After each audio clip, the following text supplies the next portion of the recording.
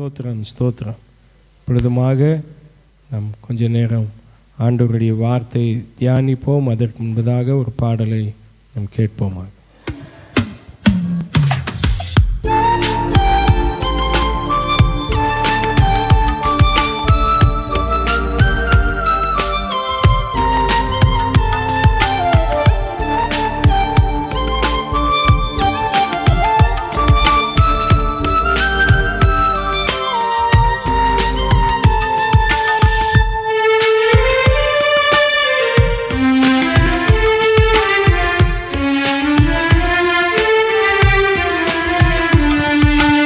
நம்ப பண்ணின உந்தன் வாக்குகளை நினைத்து நிறைவேற்றுவே.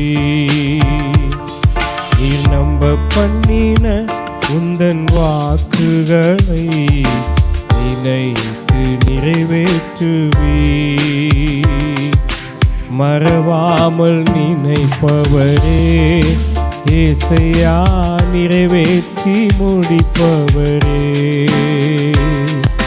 மறவாமல் நினைப்பவரே ஏசையா, நிறைவேற்றி முடிப்பவரே. நீர் நம்ப பண்ணின உந்தன் வாக்குகளை நினைத்து நிறைவேற்றுவே.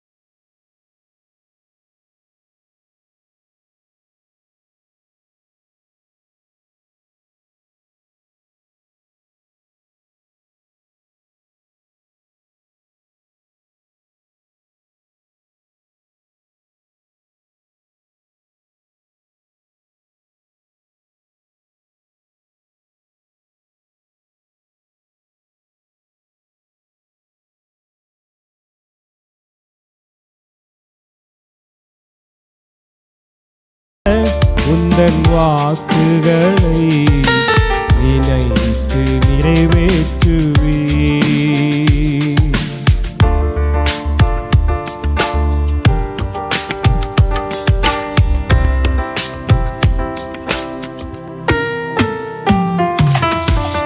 ஆமென், ஹல்லேலூயா, ஸ்தோத்திரம். நாம சங்கீதத்தில் வாசித்தபடியே நம்ப பண்ணின வார்த்தையை நமக்காக நினைத்தருளுவார். ஹல்லேலூயா, ஸ்தோத்திரம். இப்பொழுதுமாக நம் வாசிக்க கேட்ட வசனத்திலிருந்து வசனத்தை வாசித்து நாம் தியானிப்போம். ஸ்தோத்திரம். என்னாகமம் இல்லை 13ஆம் அதிகாரம் 30ஆம் வசனத்தை வாசித்து தியானிப்போம்.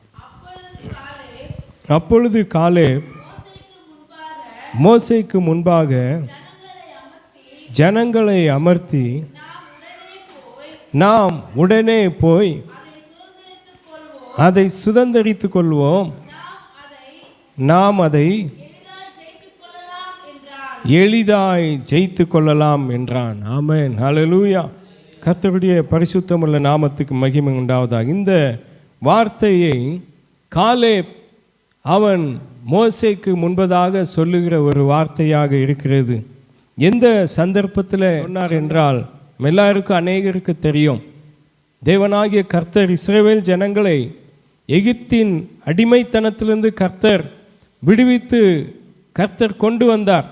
இஸ்ரவேல் ஜனங்களெல்லாம் எகிப்து தேசத்தில் அடிமைகளாக காணப்பட்டு மிகவும் உபத்திரவப்படுத்தப்பட்டார்கள், மிகவும் துன்பப்படுத்தப்பட்டார்கள்.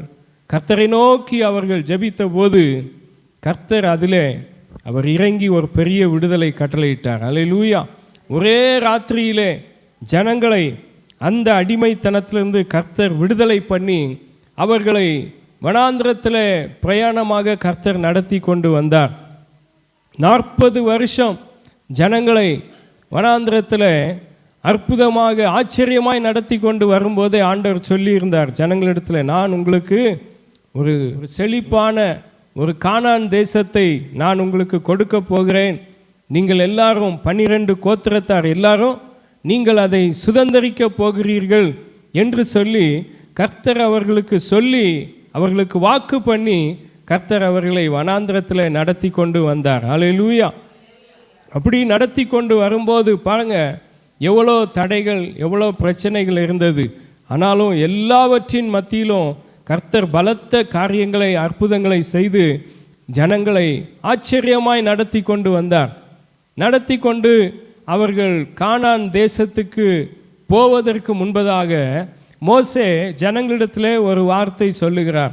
நீங்கள் 12 கோத்திரத்தாரிடத்தில் ஒவ்வொரு மனிதர்களை நீங்கள் தெரிந்து கொண்டு நீங்கள் எங்கே போகணும், நாம் சுதந்தரிக்க போகிற கானான் தேசம் அது எப்படி இருக்கிறது, அது எப்படிப்பட்ட நிலையில் இருக்கிறது என்பதை நீங்கள் அதை ஆராய்ச்சி செய்து அதை பார்த்து கொண்டு வந்து நீங்கள் எங்ககிட்ட வந்து சொல்லணும் அப்படின்னு சொல்லி அந்த 12 பேரை மோசே அனுப்புகிறார்.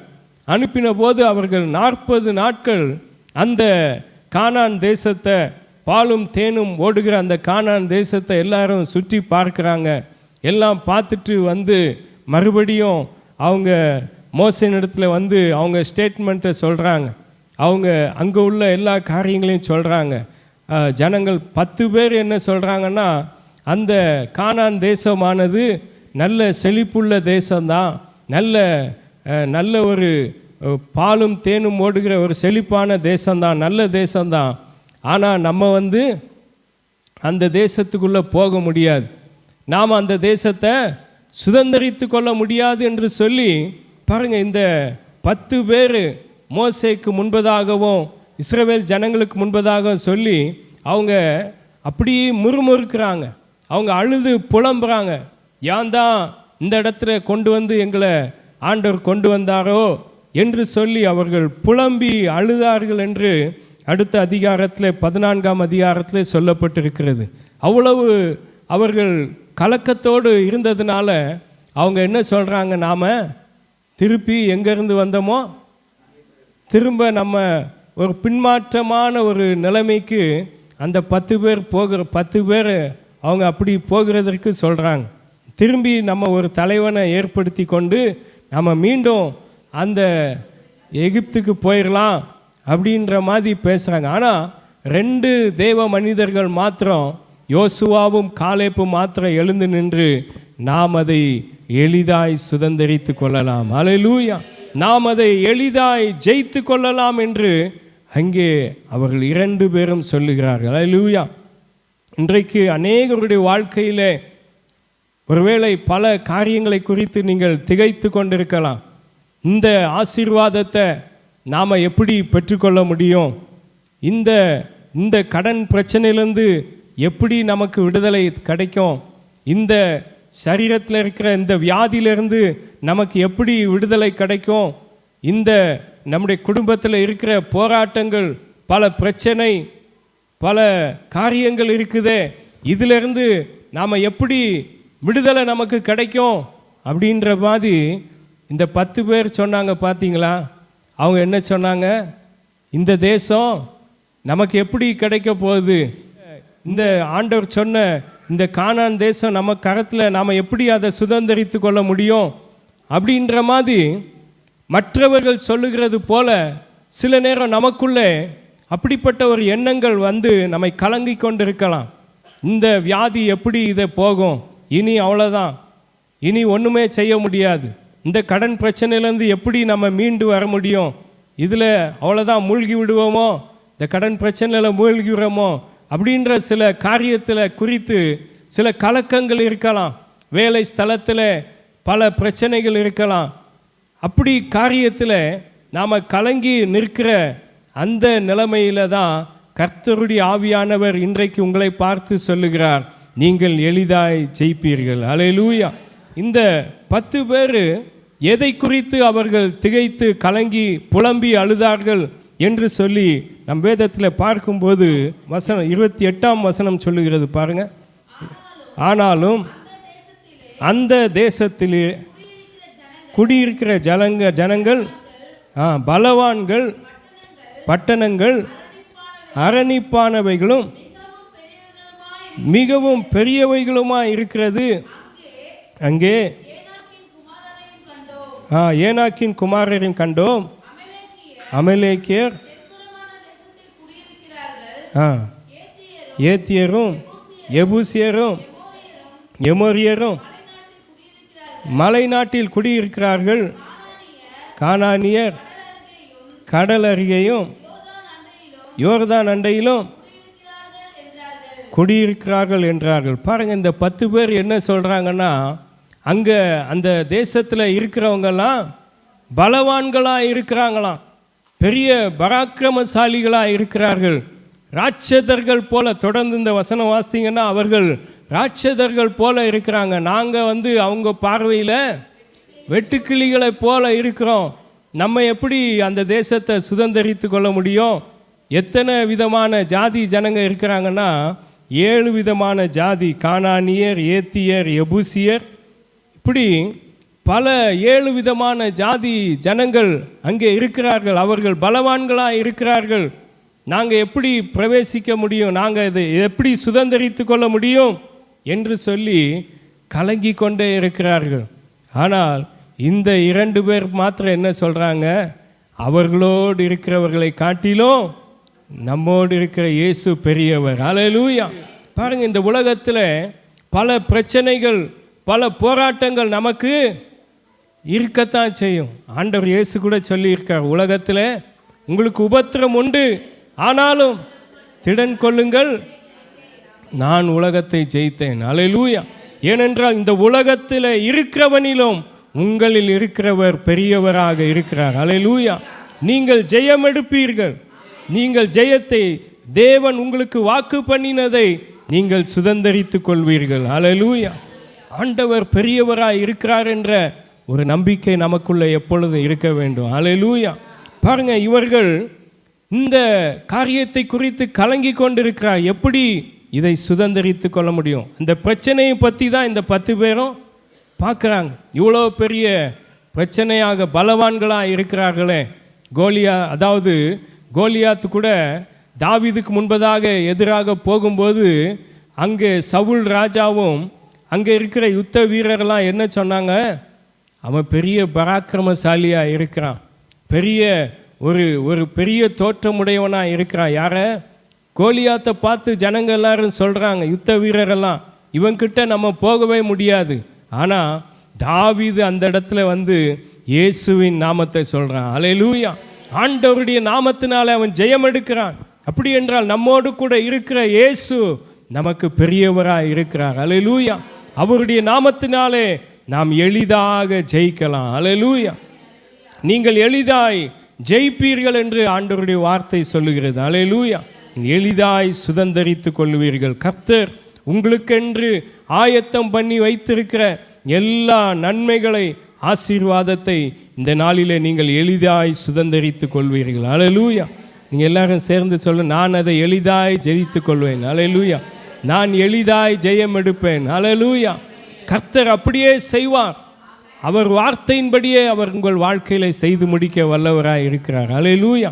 அப்படி என்றால் இந்த நாளிலே இந்த யோசுவாவும் காலேப்பும் மாத்திரம் அவர்கள் சொல்லுவதற்கு அவர்களுக்கு எப்படிப்பட்ட ஒரு குணாதிசயம் இந்த யோசுவாவுக்கும் காலேப்புக்கும் காணப்பட்டது? அதாவது 10 பேருக்கு 10 பேர் முடியாதுன்னு சொல்கிறாங்க. ஆனால் இந்த 2 பேர் மாத்திரம் நாம் அதை சுதந்தரித்து கொள்ளலாம், நாம் அதை எளிதாய் ஜெயித்து கொள்ளலாம் என்று இந்த 2 பேர் மாத்திரம் சொல்வதற்கு இவர்களுக்குள்ள இருந்த அந்த குணாதிசயம் என்ன என்பதை வேதத்திலிருந்து வாசிக்கலாம். வாசிங்க. யோசுவா புஸ்தகம் 14ஆம் அதிகாரம் அதில் 8ஆம் வசனம் சொல்லுகிறது. வாசிங்க. ஆனாலும் என்னோடு கூட வந்த என் சகோதரர் ஜனத்தின் இருதயத்தை கரைய பண்ணினார்கள். நானோ என் தேவனாகிய கர்த்தரை உத்தமமாய் பின்பற்றினேன் என்று அங்கே சொல்லுகிறார். அல்லேலூயா. காலேப் என்ன சொல்லுகிறார்? நான் என் தேவனாகிய கர்த்தரை நான் உத்தமமாய் பின்பற்றினேன். பாருங்க, அந்த 10 கோத்திரத்தாரும் கர்த்தருடைய இருதயத்தை கரைய பண்ணினாங்களாம், தோய்ந்து போக பண்ணினாங்களாம், ஆண்டவருடைய இருதயத்தை விசனப்படுத்தினாங்களாம். ஆனால் இந்த காலேப்பு மாத்திரம் சொல்கிறான், நாங்கள் எங்கள் தேவனாகிய கர்த்தரை உத்தமமாய் பின்பற்றுகிறவர்களாக இருந்தோம். அல்லேலூயா. நம்முடைய வாழ்க்கையிலே தேவன் நமக்காக ஆயத்தம் பண்ணி வைத்திருக்கிற அந்த ஆசீர்வாதத்தை சுதந்தரித்து கொள்வதற்கு, நம்முடைய வாழ்க்கையிலே எல்லா காரியங்களிலும் எளிதாய் ஜெயம் எடுப்பதற்கு நாம் எப்படிப்பட்டவர்களாக இருக்க வேண்டுமா? உத்தம இருதயத்தோடு கர்த்தரை பின்பற்றுகிறவர்களாக இருக்க வேண்டும். அல்லேலூயா. உத்தம இருதயத்தோடு, அதாவது உண்மை உள்ளவர்களாக, சரியாக கர்த்தரை தேடுகிறவர்களாக இருக்க வேண்டும். அல்லேலூயா. உத்தமன்னா உண்மையா, சரியா கர்த்தரை பின்பற்றுகிறவர்களாக இருக்க வேண்டும். அல்லேலூயா. கர்த்தரை தேடுகிறவர்களாக, கர்த்தரை ஆராதிக்கிறவர்களாக, தேவனை எல்லாவற்றிலும் முன்வைத்து நடக்கிறவர்களாக நாம் காணப்படும் போது நாம் எல்லாவற்றிலும் ஜெயம் எடுக்க முடியும். அல்லேலூயா. வாழ்க்கையில் என்ன காரியங்கள், எந்த சூழ்நிலைமை காணப்பட்டாலும் கர்த்தரை நாம் உத்தமமாய் பின்பற்றுகிறவர்களாக இருக்க வேண்டும். அல்லேலூயா. வேதத்தில் அநேக பரிசுத்தவான்கள், தேவ மனிதர்கள் கர்த்தருக்கு முன்பதாக உத்தமமாய் நடந்ததுனால அநேக ஆசீர்வாதங்கள் பெற்று கொண்டிருக்கிறார்கள். அல்லேலூயா. வசன சங்கீதக்காரன் கூட சொல்லுகிறார், உத்தமமாய் நடக்கிறவர்களுக்கு கர்த்தர் நன்மையை வழங்காதிரார். அல்லேலூயா. அப்படி என்றால் உத்தமமாய் நாம் ஆண்டவரை பின்பற்றி நாம் நடக்கிறவர்களாக இருக்க வேண்டும். அல்லேலூயா. நோவாவை குறித்து வசனம் சொல்லுகிறது, அவன் உத்தமனும் நீதிமானும் உத்தமனாக இருந்தான். வாசிங்க. ஆதியாகமம் 6ஆம் அதிகாரம் அதில் 8ஆம் வசனம் 9ஆம் வசனம். கர்த்தருடைய கண்களிலே கிருபை கிடைத்தது. நோவாவின் வம்ச வரலாறு. நோவா தன் காலத்துக்குள்ளே இருந்தவனுக்குள்ளே நீதிமானும் உத்தமனுமாய் இருந்தான். நோவா தேவனோடு சஞ்சரிக்கிறவனாக இருந்தான். அல்லேலூயா. நோவா பாருங்க, நீதிமானாக இருந்தான், உத்தமனாக இருந்தான், அவன் பரிசுத்தவானாக இருந்தான், தேவனோடு சஞ்சரிக்கிறவனாக இருந்தான். அல்லேலூயா. நோவாவின் காலத்தில் பூமியிலே பாவம் பெருகி இருந்தது. நம்ம எல்லாருக்கும் தெரியும். பூமியிலே அக்கிரமம் அநியாயம் நடந்து கொண்டே இருந்தது, பூமி கொடுமையினால் நிறைந்திருந்தது என்று வசனம் சொல்லுகிறது. அப்படிப்பட்ட அந்த காலத்தில் நோவா அவன் கர்த்தருக்கு முன்பதாக உத்தமனாய் நடந்தான். அல்லேலூயா. ஆனபடினாலே தான் நோவாவுக்கு கர்த்தருடைய கண்களிலே ஆண்டவர் தயவு கிடைக்க பண்ணினார், கிருபை கிடைக்க பண்ணினார்.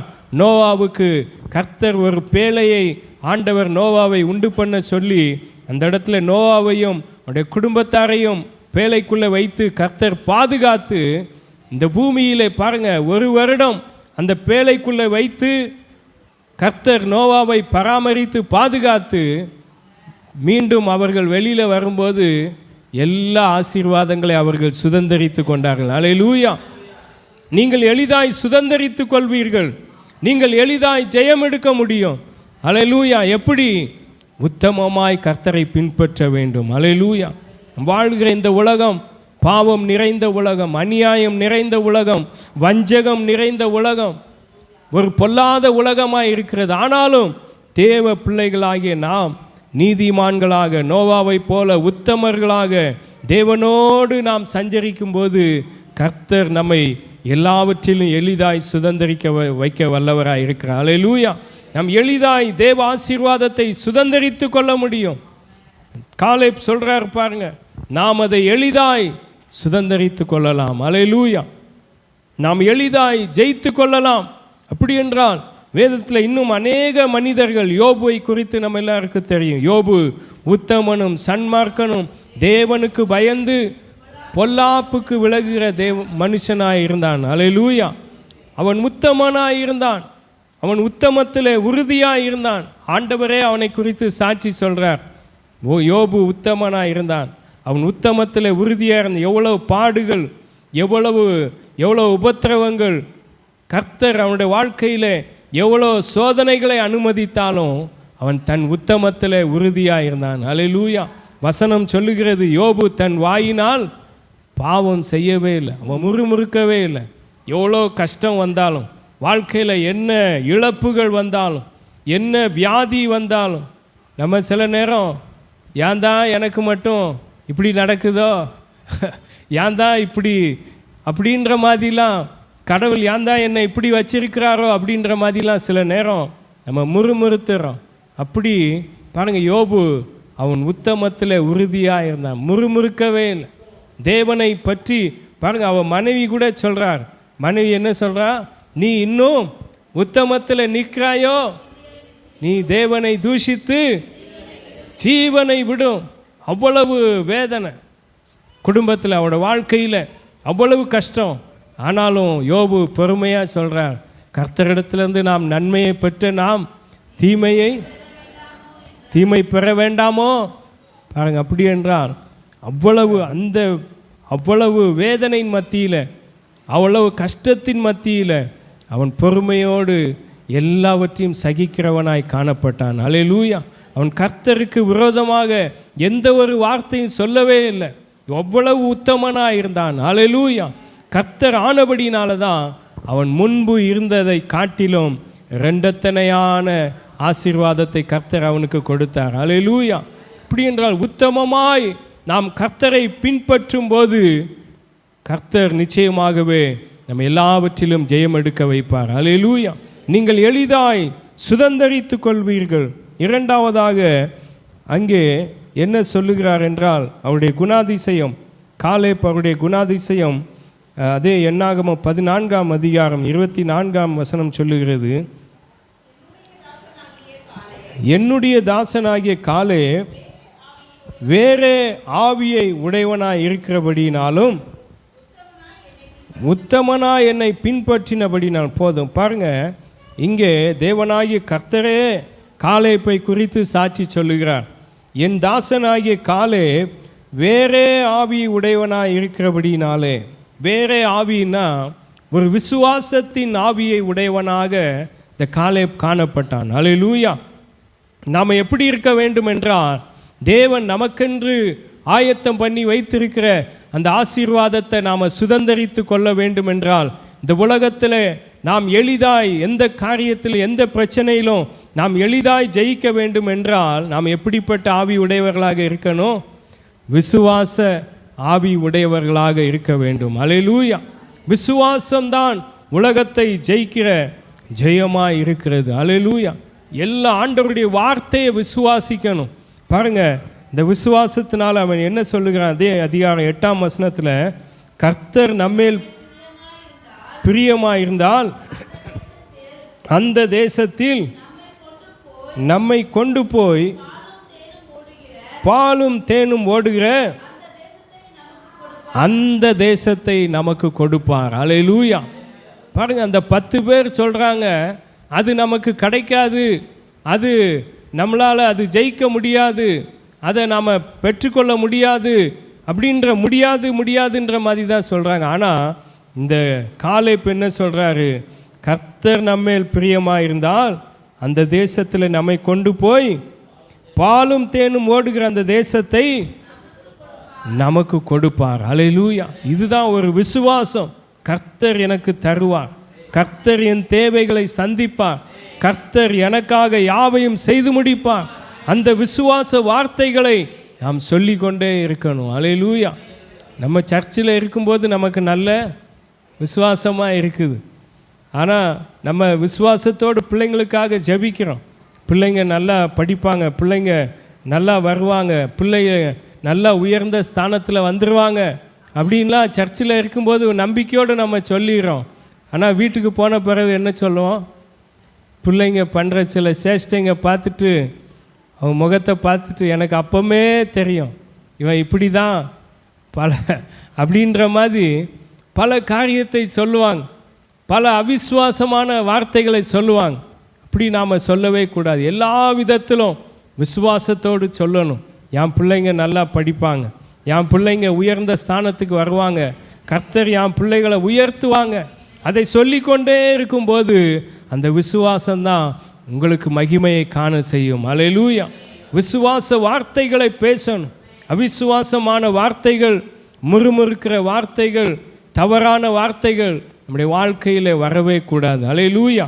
இந்த காலை பாருங்க, அவன் விசுவாசம் உள்ள ஆவியை உடையவனாய் இருந்தபடினால அவன் சொல்லுகிறான், நாம் அதை எளிதாய் ஜெயித்து கொள்ளலாம். அல்லேலூயா.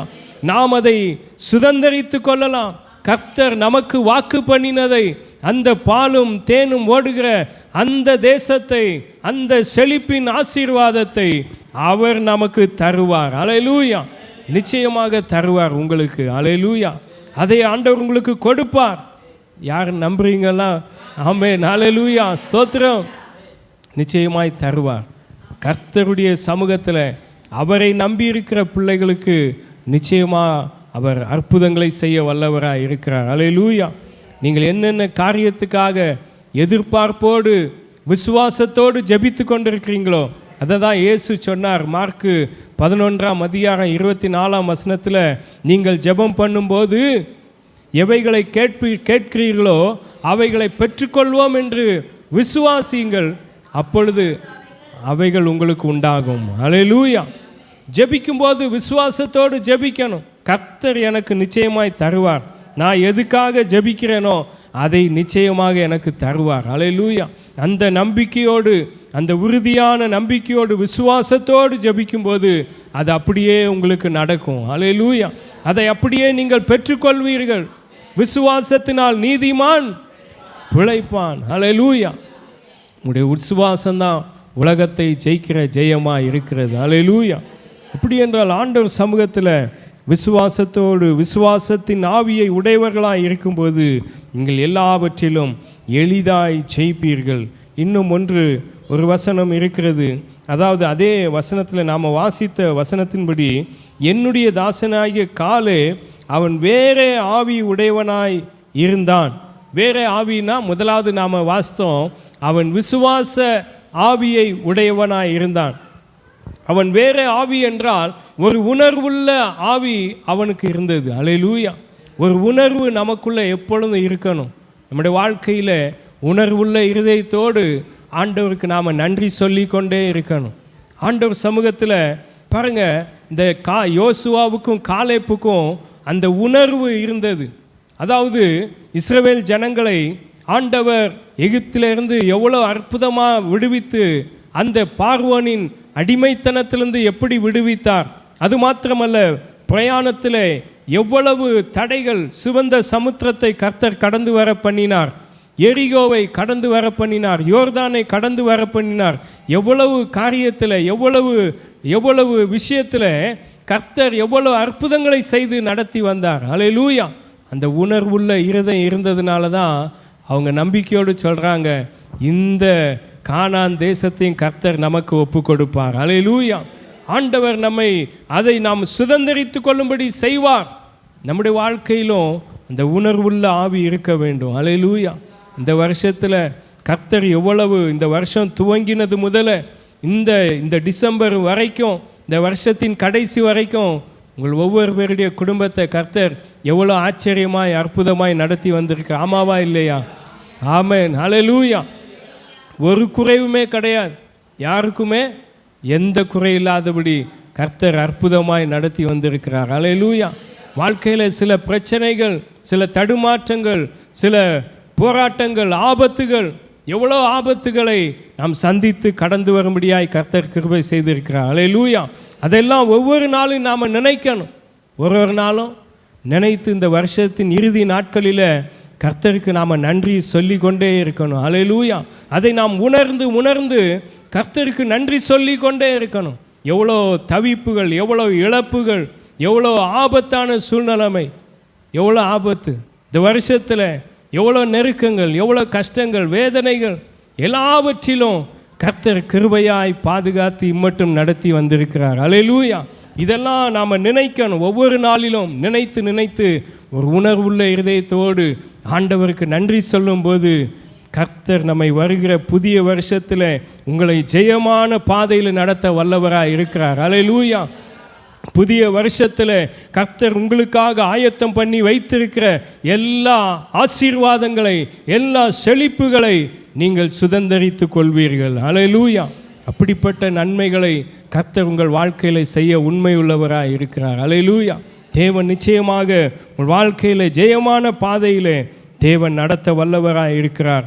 நீங்கள் எளிதாய் சுதந்தரித்து கொள்வீர்கள். அல்லேலூயா. எல்லா போராட்டங்கள், உங்களுக்கு எதிராக என்ன பிரச்சனைகள் எழும்பி வந்தாலும் நீங்கள் எளிதாய் ஜெயித்து கொள்வீர்கள். அல்லேலூயா. அப்படிப்பட்ட ஆசீர்வாதத்தை நிச்சயமாக ஆண்டவர் தருவார். நம்ம எல்லாரும் கண்களை மூடி ஆண்டவருக்கு நாம் நன்றி சொல்லுவோம். கர்த்தாவே, நீர் எங்களுக்கு சொல்லியிருக்கிறீரப்பா, நீங்கள் எளிதாய் ஜெயிப்பீர்கள் என்று சொல்லியிருக்கிறீர் என்று சொல்லி ஆண்டவரை நாம் ஸ்தோத்திரிப்போம், கர்த்தரை மகிமைப்படுத்துவோம். ஹல்லேலூயா, ஹல்லேலூயா.